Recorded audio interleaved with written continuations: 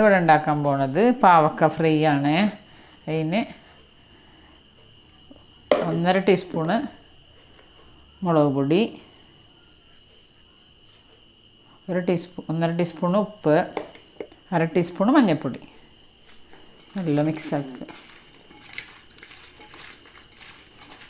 അങ്ങനെ നമ്മൾ മസാലയൊക്കെ മിക്സാക്കി ഫ്രൈ ആക്കാൻ പോവാം.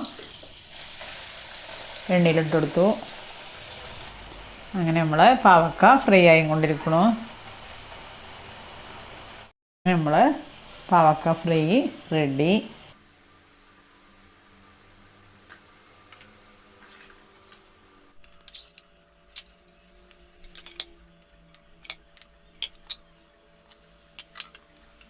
അങ്ങനെ നമ്മൾ പാവക്ക ഫ്രൈ റെഡി. ഇതെല്ലാവരും ട്രൈ ചെയ്ത് നോക്കുക. എല്ലാവരും സബ്സ്ക്രൈബ് ചെയ്യുക, ബെല്ലൈക്കനും ക്ലിക്ക് ചെയ്യുക. അടുത്ത വിഭവമായിട്ട് വീണ്ടും വരാം.